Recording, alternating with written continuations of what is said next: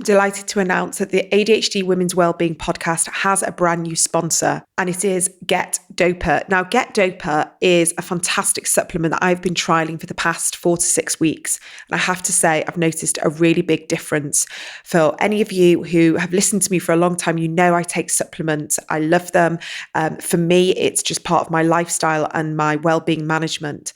But Get Doper has combined lots of the different supplements I was taking and just put them into one. So it's only 3 supplement tablets a day. And these combined are 16 powerful nootropic ingredients in the one smart supplement. It's really clever.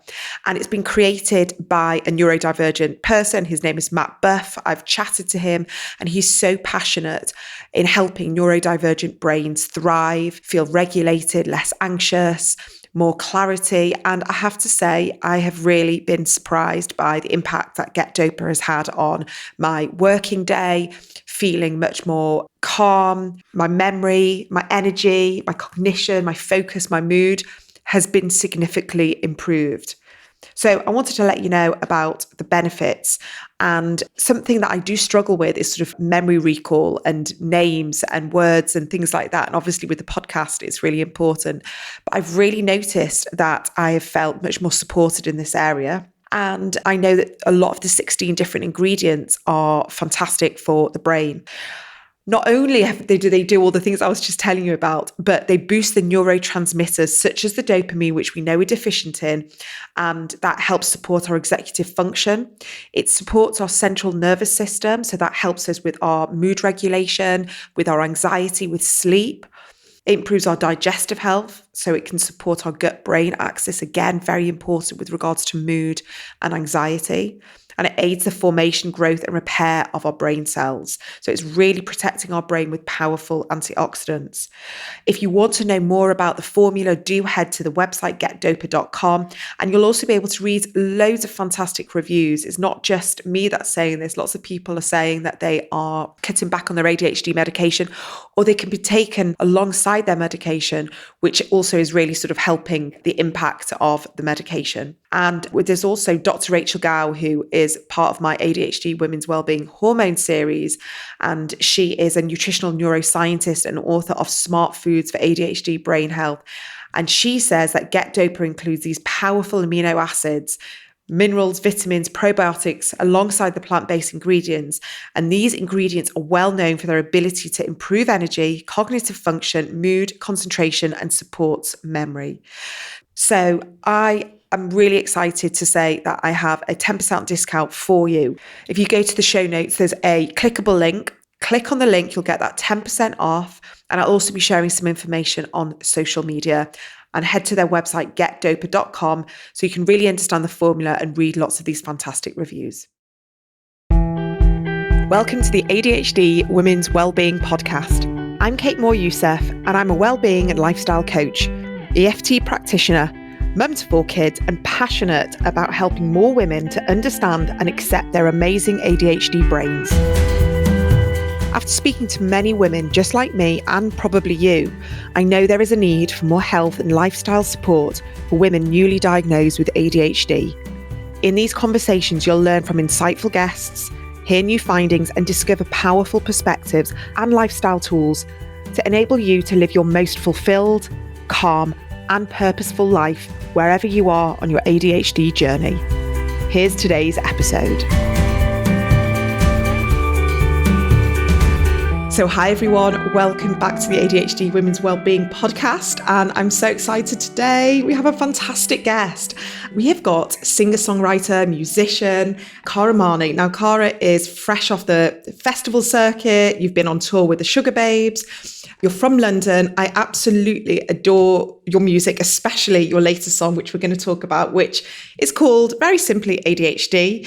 And you are one talented, incredible lady who speaks her mind. And I'm so excited to bring you onto the podcast because I think lots of people will be interested to hear from you and your mindset around ADHD, which is not about shame. It's not about kind of like hiding it and masking, which I know potentially there's probably some stuff going on there. But the ADHD song, it's all about like pride and this is who I am. So Cara, welcome to the podcast. Thank you so much for having me. I'm such a big fan of your podcast, firstly. Thank you for all the amazing work you do in our community and for raising awareness. And I'm so happy you love the song. Like, honestly, Oh my God, I love it. I couldn't be more grateful about how our fellow ADHD community have embraced the song. I mean, I think there's been some misconceptions with some platforms that's been posted on about one of the lines in the songs. I don't know if you saw about, there's a line called of the chorus. It's, I don't need fixing, I don't need help, no medication, mama says I'm well. And I think a lot of people seem to take that as me, med shaming or being anti-medication, which, just to like clear that up, is not the case whatsoever. It was my personal experience that when I tried it, it just for me didn't work. I totally understand that for some people they cannot function without the medication. Two of my best friends are on medication for their ADHD, and I would never judge them for that. It was just, I don't think it reacted well with my body. Maybe that was the wrong medication, or maybe, I think medication works differently for every single person, and it's not a one size fits all. And so I'm hoping that people understand that was never the case, and I would never shame anyone for how they treat their ADHD. It's just, for me, it made me lose my sense of like sparkle. Yeah, I feel like, first of all, I can like hear there's like a little bit of kind of like anxiety around that. And I just want to say to you that, first of all, the song is incredible. The lyrics are so spot on, but also it's okay, I think, for everybody to have an opinion about medication. I agree with you. I am very pro-choice with medication. I personally also am not medicated. I have taken it in the past, and I never say never in the future. But right now I manage it in different ways. And there's certain times I'm like, I really do need medication. And then there's certain times like, I'm okay, I'm doing this my way. And I think it's okay. You don't have to be afraid to be able to say medication isn't for me. And I do hear this a lot with people who are artists and work in this kind of like field where actually their ADHD, like they work in the middle of the night and they need that energy and that hyper focus and that sort of like erraticness sometimes to get them over the line to be able to produce what they need to do. And sometimes it's the medication that certain people need when, unfortunately, they're in jobs that aren't working for them, their lifestyles, they haven't quite gotten in check. But also sometimes, as we know with ADHD, there's so many different issues and comorbidities that come with that, like mood fluctuations and depression and anxiety and OCD and binge eating and all these things. And medication is vital. It's vital to be able to bring that into some form of neutrality and equilibrium. So I think it's okay for you to have an opinion on medication, but also be really open about, I guess, where you were. I mean, what the song is, like sort of to preface this, is to say that you obviously knew that there was ADHD there in the mix from quite a young age. I mean, when did you start noticing your ADHD and when were you diagnosed? So the song is, the first line is, when I was young, they tried to tell my mum that I'm crazy. So I think that kind of indicates that at school, I realized that I wasn't quite the same as every single other student, in the sense that I was just excessively out there and over the top in every sense. I was so loud, I was disruptive, I was interrupting the teachers in class the whole time. I was unable to concentrate. I was unable to sit still and to focus and to really just kind of channel my energy in the right way. And from about, I would say, 8 years old was when the signs were showing, and they were really not great, in the sense, like, my mum was being called in every day to the head teacher's office, like, Cara's been doing this and Cara's done this, and throwing stuff around the classroom. I was like a out of control firecracker, in the sense, when I look back at it, I'm like, why was I so seeking for so much attention? Which is quite sad, because I think it comes from another place of me not feeling like enough in the way that the other students would have felt, in the sense, maybe they were good at the math subject, or maybe they were great in drama or in certain other subjects. But for me, I wasn't good at anything. Obviously, I always had my music and singing, but this kind of school I was in was a fiercely academic school, and I wasn't able to achieve in those subjects that mattered. So yes, I can sing, and I was good at that from a young age, but they didn't really care. Unless you were like the top set in maths, they weren't looking at you. So I think for me, it was kind of a cry for attention, in the sense like somebody noticed me, somebody acknowledged me. And it was almost like I was craving any attention, whether it be good or bad. It wasn't just good attention. So I would attract attention in bad ways by doing really dumb and bad things. Like, I can't believe I'm even saying this, but I literally ripped up this girl's artwork that she spent like weeks on, because I don't know why. It's insane. Like, why would I do that? But I think because I was just so neglected in the eyes of the teachers. I just thought, I want, even if I'm in trouble, that means they're paying some attention to me. Maybe oh, it's so bad when I talk about it, because I'm really embarrassed. But like, obviously now looking back, I'm like, what the hell was I thinking? But it makes me feel sad that I was so desperate to feel seen and like heard, that I would just go to crazy lengths to sort of whip up some sort of focus on. Yeah. Can I reframe this for you, because I can like feel that there's like still lots of shame and embarrassment for you, like you've been carrying around, but you know, it wasn't your fault that the teachers didn't pick up on that, and the teachers weren't trained in those days and are still needing to be trained in these days for them to be able to pick up. First of all, if you were a boy, I wonder if they would have seen ADHD and they would have been like, well, he's clearly got ADHD. He's bouncing off the walls. He's not concentrating. He's being disruptive. He needs some help. But because you were a girl and ADHD was just not even considered, you were just an attention-seeking girl. I'm doing that in quotation marks. However, you were probably bored. You weren't being stimulated. So the only way that you could stimulate yourself, was to be disruptive and to do these things and to get the attention. The thing, you're saying you were looking for attention. You were looking to be stimulated, and you were looking for something that was going to pique your interest, which clearly was music and theatre and all the performing and all of that. And so that wasn't your fault. The teachers, they have I think a level of responsibility to see students like you and be like, she needs some extra help, she needs some guidance, we need to steer her energy and her exuberance in a different way.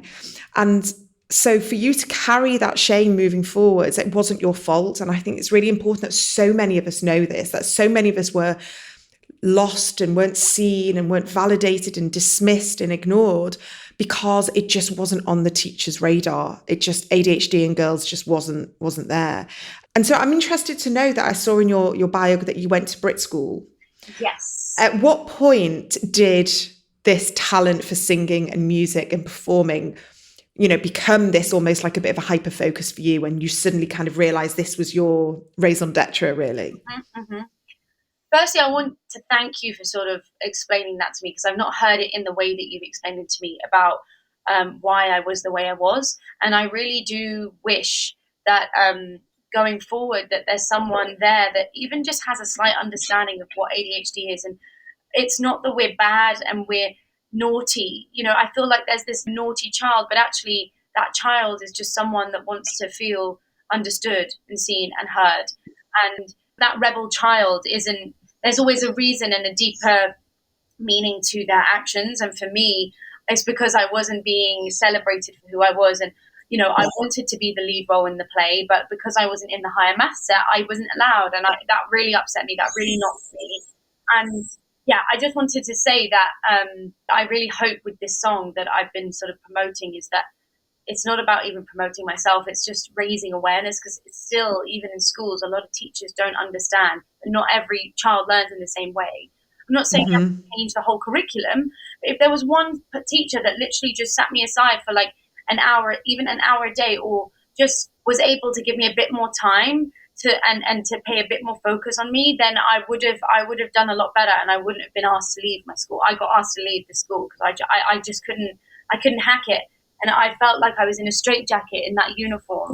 Well, that's why I wrote in the song, "Put her in a jacket. This girl moving batshit, never going to slow her down." Because it didn't feel like me. So my mum took me from that school and put me into Sylvia Young Theatre School, where I was doing my dancing, my singing, my acting, and I was so stimulated and able to channel my energy in the right way. And that's where it just went like this for me, because I was able to really just flourish. And it just goes to show, like, just because one child isn't great in this square peg round hole thing. They might be better in a different shaped cutter. Like it's not a case of that child being stupid and dumb and lazy. It's a case of, why don't we actually change the environment and find the things that this child is interested in, instead of immediately medicating them.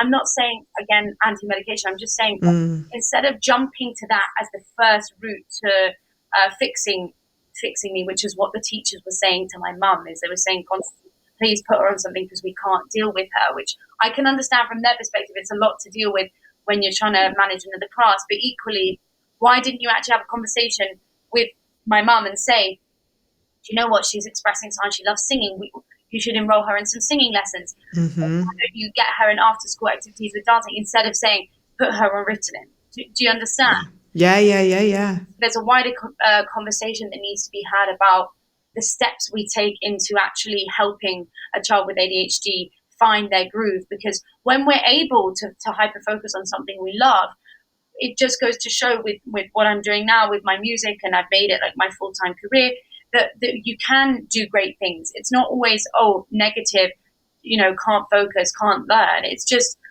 finding those subjects that spark interest and that can stimulate. And it's just funny for me because I'm so grateful that my mum sort of understood me, because I feel like even with a lot of parents, there's not so much awareness around ADHD. So instead of thinking their child is kind of maybe not best fit in this school, they just think their child is, a problem child and they're hopeless. When actually we need to look further into the brain and actually see, he likes kicking a football around. Okay, maybe he's not best off doing QMON night and day.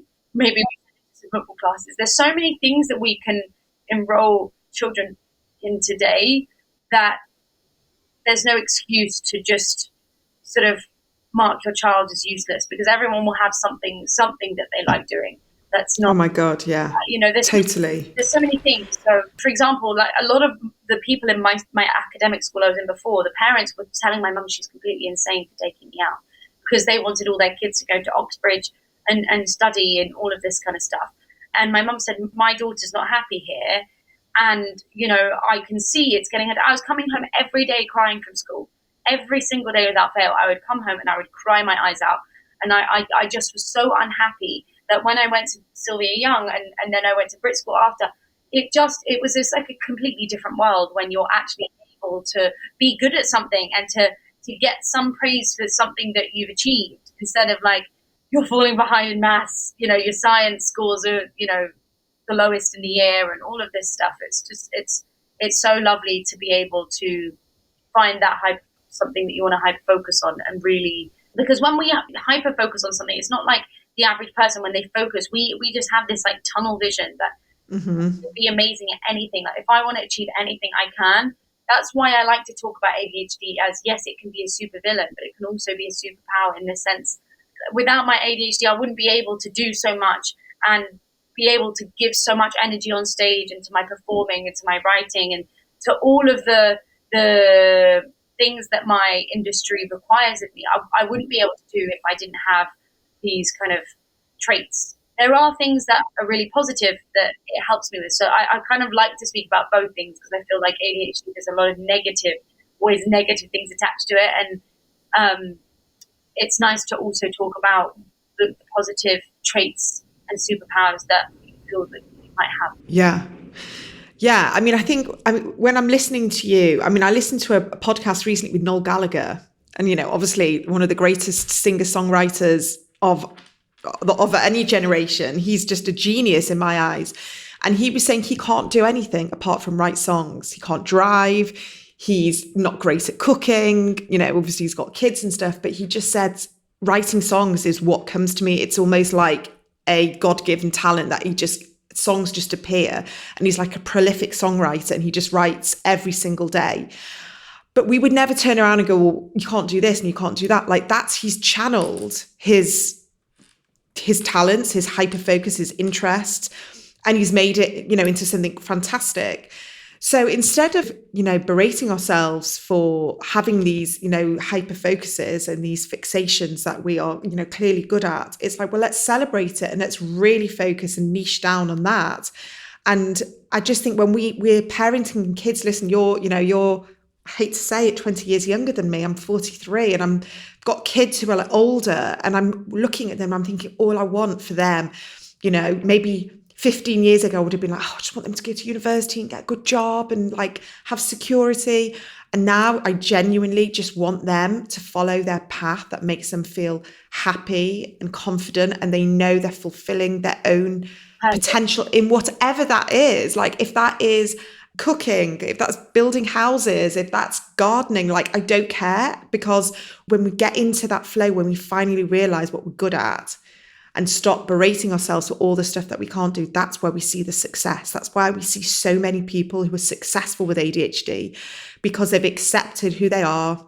They followed their path, no matter how bizarre or, niche it is. And very often we see that. We see people like scientists, or we see people who are like doing research in really specific areas because that's what we're interested in. But we're not interested in folding washing and doing shopping or cleaning our bathroom cupboards out, all these little things.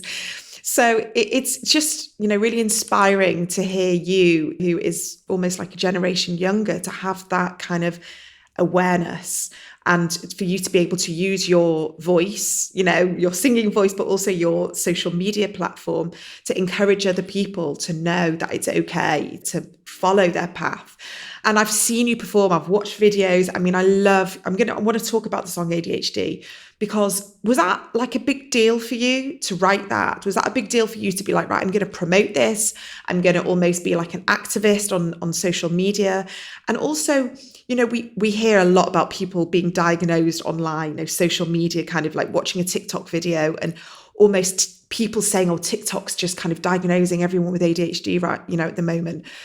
And it's almost had like a bit of a negative impact on ADHD because everyone's got a little bit of ADHD now. That really bugs me. Sorry to interject there, because firstly, if you're diagnosing yourself off a TikTok or an Instagram reel, then you do need to see a doctor, because no one in their right mind should be diagnosing themselves through one TikTok. And I think, with this song, it was a very vulnerable song for me to write. I'd never talked about having ADHD. I literally put my heart on an entire platter with this song. I was crying throughout the entire time I wrote this song with my friend who produced it, Cameron, who's amazing. And I needed to write this song. Whether it was going to be released or not, I didn't know yet, but I just needed to write the songs. There's so many songs I just write that I don't release, that I just, for example, things I need to get off my chest that are easier for me to say in music than in person, for example. Mm-hmm. And with this song, I needed to write it because I'd never sort of come to terms with the fact that my childhood, I was very unhappy throughout my entire school years. I felt worthless. And I never sort of spoke about it in a way that I could understand why. I just thought, I didn't really think about it because I didn't want to think about, if I was the problem. So when I sat down, I spoke to him, because it's like a therapy session when you go and write songs, with my friend who's a producer. We write everything together, because I feel like I can only open up sort of to him almost. I can't sort of just open up my deepest and darkest fears and insecurities with someone I've just met. So yeah, it goes, he's my best friend as well. So we spoke about it, and he was sort of saying, you mentioned to me that when you were young, you didn't really have a great time at school. And literally I just burst into tears, and I spoke about everything that I felt and how I just was never understood by anyone of the teachers at school, the people, the authoritative figures. And the song just poured out of me. Then I wrote it in an hour. And I never even thought, the funniest thing, I never thought I was going to call it ADHD, because that wasn't really what I was thinking about. I was just talking about my experience. And when I listened to it, I was like, oh my God, that just describes my ADHD perfectly and what that experience was like growing up. And obviously, it's, I didn't know if I wanted to release it, to be honest with you, because I just thought, oh God, I don't know if I want to put myself out there that much in that capacity. Because if someone hears that song, they will understand me perfectly and what my experience was like. And that's quite a hard thing to just shove out to everyone, because if someone doesn't like it, it hurts more, because it's a very personal song. Whereas some other songs I've released, it's kind of just a vibey song that I thought was fun and good vibes, you know. So I wasn't so I wouldn't be so upset if someone didn't like it. But this song, I was like, well, if this isn't received well, it is going to upset me, because it's like, you know, an inner part of my soul almost. How was it received? I mean, from a music industry perspective, I'm not familiar at all, but like I can imagine it's quite cutthroat and ruthless, and you know, sales and record industry and all of that. Like, were they supportive for you putting that out as a single? How does it work? To be honest, so I'm not with a major label. I've made that decision to stay independent just because it's a whole other conversation about being with a major label, but it's basically quite an archaic structure within artists growing and being able to actually earn a living from releasing music with the label, because the deals are wildly unfair. And Yeah, then I can imagine. that Mariah Carey would have signed, when actually the labels had all the power and had the ability to make artists do well. Now they don't have that, because the power is within the people, which is amazing. It's all, you have as much chance as Bob, who's been signed to Warner Brothers, because if you're posting your singing videos on TikTok, that could go viral and all of that kind of stuff. But anyway, so I'm in control of my career now, which is amazing. And I spoke to my manager about it, and he said, you know, this is such an honest, vulnerable song that I think you should release it, because maybe there's other people out there that need a song and an anthem to empower them, feel better about their experience and feel a bit more seen. So I decided to put it out, and then I just thought, do you know what? I don't like doing anything in halves. So I'm going to go out and I'm going to promote this. I'm not going to be shy and holding back in any capacity. So I really am just like going hard with promoting it and trying to raise awareness, because with this song, I thought, right, this isn't about me. I just want to create as much conversation as I can around ADHD. So the good, the bad, the in-between. And that's what's happened. There's been bad, there's been good, there's been in the middle, there's been, oh, stop trying to diagnose people. But to those people, what I would say is, firstly, please do not diagnose yourself ever online. You obviously must see a doctor, because there's so much information online that's A, inaccurate, and B, might not even be relevant to what you have. And C, everyone should be able to talk about their personal experience with ADHD and what their traits are. That's not a crime against humanity. And the only way we can raise awareness is by talking about it. So if anything, I'm grateful to those people as well for helping create better engagement and making some of these posts go viral.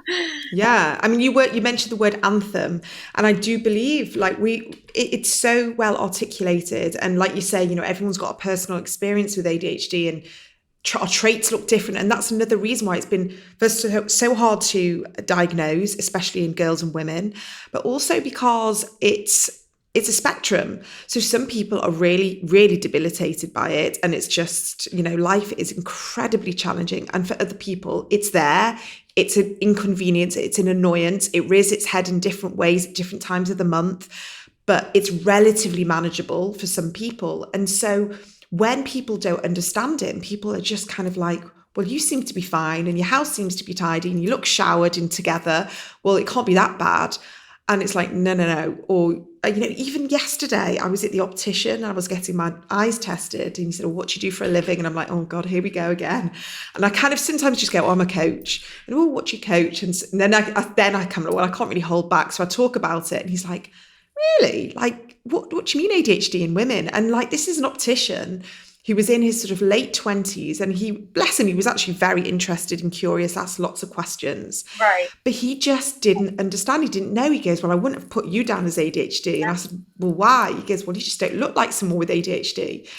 And we're still being hit. Exactly. I said, well, you don't know what's going on in the inside of my brain. And I was a bit sort of prickly about that. And I thought, I just can't be bothered.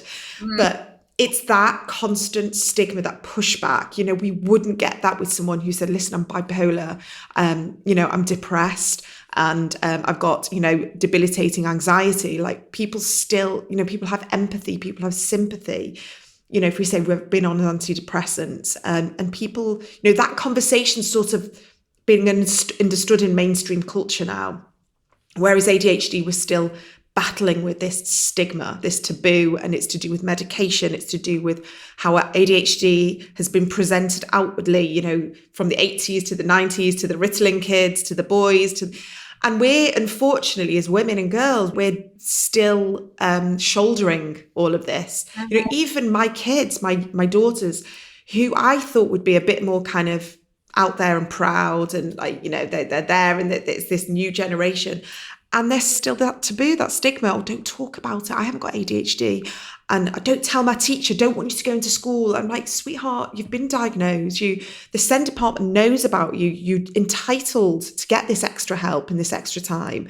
But they're embarrassed. And why? Because we're still, you know, in this archaic system, which is sort of pretending to be forward thinking. But I genuinely believe that we've got another generation to go.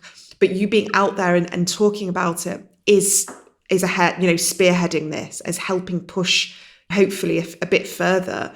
And that's why it's important. You know, we need to get this out there. We need it viral. And what's your plan sort of moving forwards now, like work-wise, understanding your neurodivergent brain?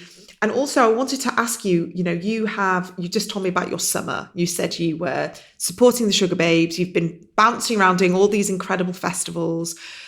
As we know, our nervous systems are more sensitive. We are more prone to anxiety and burnout. And we have to look after ourselves. We really do, because as incredibly focused and energized and all these things, when we hit that wall of burnout, it can be really difficult. And, you know, for someone like you who has to show up, has to be out there, has to be promoting themselves, what's your sort of strategy to prevent this burnout so you can keep doing the stuff that you enjoy? So honestly, like the burnout thing, I'm still trying to figure out, because I think myself and balance have never sort of aligned. Like my personality has always been all or nothing. You know, I'm either really focused on work or really not focused. And it's just funny, because my mum always says the same, like, you, even when it comes to relationships, I'm either fully in a relationship, spending every waking moment with someone, or I'm like not dating at all, and I'm basically just drowning in my work and my responsibilities. So I struggle with the whole trying to find a work-life balance and not burning out and pacing myself. So especially in an industry that demands and requires so much of your personal energy externally, internally, when I'm in the studio and writing, and then externally when I'm doing interviews and performing and all of this kind of stuff. But I've tried to realize that it's okay to say no. And that actually, you know, for example, when I was on the tour, my manager was like, right, we're going to do a few interviews. You're going to be singing before. We're going to go here, here, here. And I said, no, like I will do one or two, but I'm not going to do 10. So by the time I get to the show, I then am basically burnt out, and I can't even stomach giving a second more of my energy to people. Because it's a very weird dynamic being the subject and then the observer. Like, and you're just like, you know, the audience are observing you, and you're like this just giver. And it's amazing, but it's also very weird, the dynamic of like constantly doing that in, you know, all the time, where you're kind of, what's the word? You're not being viewed as the same. It's kind of like, you can't just go after a show when you're signing CDs and I'm trying to do my, you know, engage with everyone and speak to the wonderful supporters. I can't go, well, I've had a really shit day and I'm like, you know, about to break down in tears. You have to almost put on this like smiley face that's okay, and that I can't talk about that I'm drained and I just basically want to pass out because I've been up since X time and I haven't had a nap and I'm like just burnt out and my stimulation is just like at an all-time high. But I think I'm learning to say no to things so I can pace myself better. And I'm learning to realize that actually what I need to do is be by myself. Like after shows, I like to be by myself. I like to like lock myself in a room, you know, read a book, watch something, steam, do my vocal exercises to warm down my voice. I don't need to be going out with the band and having a good time, because then by the next day I'm completely like finished. So it's just about learning to say no to things and not feel pressured into going out and doing that extra event or doing that extra activity that could be the straw that broke broke the camel's back, if that makes sense. Yeah. Yeah. I mean, you're so wise for your years, for you to be able to have this recognition, this self-awareness of discipline, of understanding your limitations. And, clearly there's a huge dopamine high when you're on stage. I mean, I've never been on stage and done anything like that, but I can only imagine this, this surge of dopamine, and you kind of want to chase it. And the fact that, you're saying no to going out with the band and drinking and all of that. And how do you find that for yourself, like to have that kind of internal discipline, knowing that if you're going to stay in this industry, it's a long game, isn't it? 100%. I think it's interesting because from Sylvia Young days, I think I learned to be disciplined in a way that a lot of young kids probably are not in situations that force them to be that way, because we would be friendly with our girlfriends at lunch and then we'd be up against each other in an audition after lunch. So I had to kind of separate the whole friendship and just that kind of thing with being professional. And now I'm actually competing with this person for a job, if that makes sense. Mm-hmm. And I learned very early on that me and drugs and alcohol are not to be, like, I've never tried. I'm not into any of it. I don't drink at all. I've not even tried cigarettes, nothing, because my brain is already wired so differently that if I did that, I think I would genuinely go insane, because my energy already is so crazy, as in when I'm out and I'm listening to great music, and I've got this adrenaline that most people only get when they take something. And people ask me all the time when I'm out, are you on something? What have you taken? Can I have some? I'm like, 100. So I've, from a very young age, I said to myself, that's it. I'm not going to do that. I know I have an extremely addictive personality. And if I were to be reliant on just taking a few shots every time before a show or smoking a joint, I would be addicted to that, because my whole family have very addictive personalities. And I would just be, I wouldn't be able to do it in moderation. Like I said before, I don't understand how to do anything in moderation. So for me, it's been easier because I've learned from a young age to be that, to say, right, that's it now. I can see where I'm going wrong here. I'm going out and I'm pushing myself too hard after I've done X, Y, and Z, and that's what's really killing me off. So if I actually just remove a few things or reschedule them to other times, I will be able to pace myself better. Yeah. I mean, what I can hear is that it's a very, strong ADHD trait that we like autonomy, and we like to be able to have that freedom and that independence to do things our way.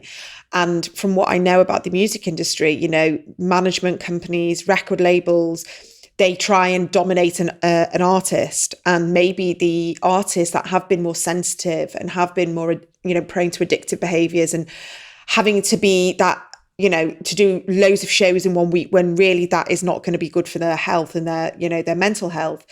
Those are the ones who have sadly suffered. And to be able to know that it's more important for you to have that level of autonomy, for you to be able to say, no, that's going to be too much for me. Like, that's going to tip me over the edge. That is probably going to help you with your career, because you can't be on a burnout and performing and doing what you want to do. And obviously you're so passionate about it. And I'm really happy to hear that you stay away from all of that, because it is really important to have that insight over our addictive personalities, and to be able to know that that could potentially be a route that is not going to serve us. And it's really interesting to be able to speak to an artist that has that level of self-awareness because I know some people need to have drugs and alcohol for them to be able to open up, to feel more confident, to feel more loose, relaxed on stage. 100% agree. And it's interesting because, like, I feel it's a bit ironic that I'm so not disciplined in other areas, but with this specific thing about not trying these things, I am quite disciplined, because I think when you realize that actually this will be the downfall of you, it's not a question of if, it will. You have to know that it's, when someone offers me a cigarette, I don't think of, I'll take just that cigarette. I think, do I want a lifelong addiction and these cigarettes to run the course of my life, and when I can do what I want to do without needing another fix? So that's why I'm so kind of strong on that. And that's the thing about, again, what I told you with the extremes. I can't balance. I can't just have one drink. I can't, not because I've had experience of abusing alcohol, but I just know that if I get to like it, and if I like the feeling of what it gives me, I will be addicted to that. I know that 1,000%. And I think it's really important knowing when you're ADHD, and we do have that kind of no middle ground mentality where it's just literally 0 or 100, that when it comes to things that could really be deteriorating for us in every way, is that the right word? No. Yeah, but I understand what you mean. That could sort of lead to a deterioration. Yes. So again, that's the thing. I forget how to speak sometimes. Yeah, word finding is a really, I'm a bloody podcast host. I'm like, oh my God, I can't articulate myself. You've been amazing. I'm sat there like trying to digest the information. I'm like, don't interrupt her. Like, listen to what she's saying. What did she ask you? What are you trying to that's the thing. Even doing these podcasts, it's quite funny because like, it's an extreme sport for me because I have to really focus in and hone in on what you're asking me. And then I'm like, right, retain that information. Don't veer off onto another subject. Are you answering the question? Have you interrupted her? It's like when you're ADHD, it's like a bit more difficult to actually take those pauses and think about what you're going to say and not just interject. It's so hard because I'm the same. I'm like, oh, I've got to ask about this, I've got to ask about that. But it seems to work. We seem to have a conversation. It seems to be fine. That's why I get on with ADHD people best. Yeah. It's like all my best friends are ADHD as well, because they just understand. So there's like a mutual understanding if we're a bit late or if we're, a bit over talking and oversharing and over explaining. It's just like understood because they're the same, so. Yeah, that's why I love it. I love hanging out with people who've got neurodivergent brains because we are so similar. We get each other. We can almost kind of understand what we're trying to say without the words being there. And it's such a pleasure to be able to talk to people with ADHD because it's inspiring. Like you're doing your thing through music. I speak to someone else that's doing their thing through being an entrepreneur or a yoga instructor and all of this. And it's that same energy. It's a very sort of familiar, like-minded energy that we kind of just embrace. And, what I was going to say before we finish is, for you to be able to recognize that you have this kind of almost slightly addictive personality and you do things in extremes. And what I wish I'd known maybe at your age is to channel that into things like yoga, breath work, relaxation, exercise, movement, like however, because that, if you've got those core foundations in place, that will serve you for the rest of your life. And wherever you are on tour, anywhere in the world, you'll have those things of like, okay, I can't sleep. What do I need to do? I'm feeling really unsettled. What do I need to do? And almost having like a toolbox in your back pocket of like calming, settling, relaxing techniques, especially maybe if you come off stage and you are like buzzing and now you're like, oh shit, I need to go to sleep. Is that something that you're interested in sort of like that well-being side? I think I struggle with that well-being. So I can't meditate. I wish I knew how to tap into a part of my brain that could sort of zen out and switch off. But it just seems my brain literally is going 20,000 miles an hour at all times because I struggle sleeping. Like I don't sleep at all very much because I can't sleep. I spend hours trying to get to sleep. And by the time I'm trying to get to sleep, I realize I need to start getting ready for the day. So I really struggle with that kind of yoga, meditation side of things because every time I'm there, I'm just sort of, everyone's closing their eyes and I'm just kind of like, I'm just like, how is everyone just able to like, I'm like wanting to start laughing or doing something silly. And it's not because I'm trying to be disruptive. I just don't think I do very well, like sitting still and being calm and like, going into different thoughts. I can't do it. My brain doesn't allow me.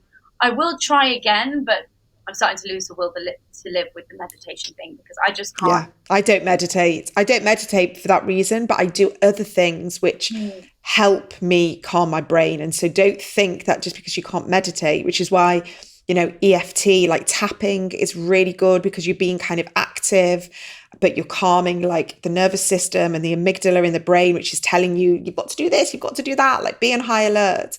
But also just like gentle breath work for 20 seconds here, 20 seconds there. It doesn't have to be a 20-minute breathwork session. It could just be 20 seconds like every hour, or just going for a walk and not having to kind of like be on your phone and just listening to some music, like that is enough.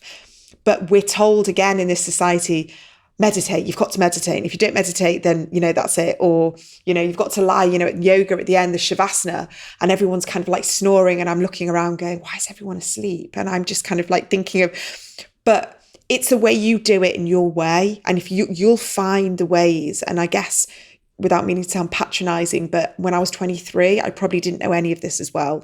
And it's just as you get older, you find that way that works for you, that may not look like anyone else's way of relaxing. Like my husband's way of relaxing is going on a run. And he says it's meditation for me, running. But that's not the typical way of meditating. So just find your way that calms and soothes and relaxes you. Watching Netflix without a phone near you, if that's relaxing. That's such a good point about what you said about because I've always felt stupid. I'm like, I can't meditate. Maybe I'm not like normal in the sense everyone seems to like find this meditation like their saving grace and the way that they can like zone out. But walking for me when I'm without my phone, being with my grandma when we're in the garden, because she's like my best friend, and we do a lot of things together, and we plant loads of fruits and vegetables, and we grow stuff in her little garden. And that for me, I find is when I'm the most like at peace and the most relaxed, when I'm with like my family. Although they're chaotic Greek people, it's definitely my big factory wedding vibes over here, like complete and utter like chaos at all times. But I feel like almost a calm within that, because it's just this kind of sense of like belonging. Definitely reading. I used to love reading, but I really struggle now to just like remember what the hell I've read. So I'll literally read a whole chapter, and I've been thinking about what embarrassing thing I did on the train that morning, or when I fell over in front of that person in Sainsbury's. Oh, like, and then I'm like, what the hell have I just read? So I used to be better at it, but I've got worse for some reason. Like now I really am like, I want to be able to zone out. So now I read books that are very like, they've got so many like illustrations, so more things to keep me stimulated. Like there's this book actually that I've got right next to me.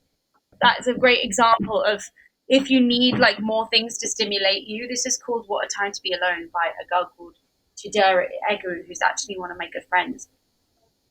And it's an amazing, empowering guide to kind of learning that actually we don't need anyone else to make us feel whole. But she's just got so many like illustrations, and there's just so many like images and paintings that help keep me focused. And I think that's what I need. Is I get a bit overwhelmed when I just see words on a page for like thousands of pages. I'm like, okay, this is like, I need something. I need a break for my brain. Yeah. I've realized that those kind of style books help me focus and relax more, because I can take a moment from digesting information and just kind of observe, oh, that's a nice painting. Okay, now we get back to following the story. Yeah. And that's amazing that you can start to understand your brain and understand.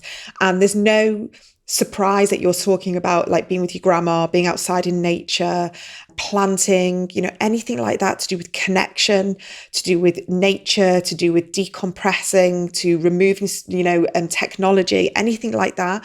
That if that is what helps calm and soothe your nervous system, then embrace it. You're not doing anything wrong. It's perfect. Like Dr. Ned Halliwell, who is literally, knows more about ADHD than anyone.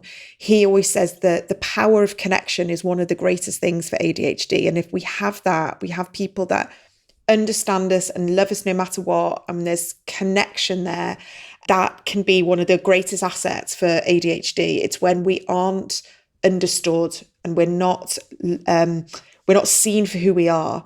That is one of the hardest things. And I agree with you. I'm in the garden the whole time. I'm like weeding and planting and pottering and walking around barefoot. And that is me in my happy place. Mm-hmm. And that's it. And so amazing. You like that as well. I think there is something about nature that for me, I can't quite get that same feeling. Even just having your feet in the grass and sitting on the grass without socks, that like earthing feeling. And I think because we're so tuned into our phones and, our computers and our Netflix and our, games that it's so overstimulating in a way, but not in a good way. You're not being overstimulated with great things. It's just so much information to process that when you're actually out in nature, and I live right near the Heath, Hampstead Heath, so I'm literally like always in the Heath, and it just gives me the sense of peace.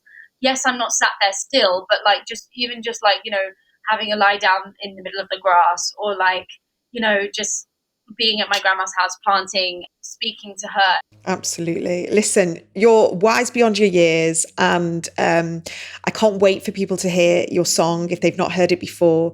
And I think you're incredible, Cara. You're going to be incredibly successful. I can't wait to see you on the main stage in Glastonbury. You're such a sweetheart. You'll be there front row. I'm going to do it.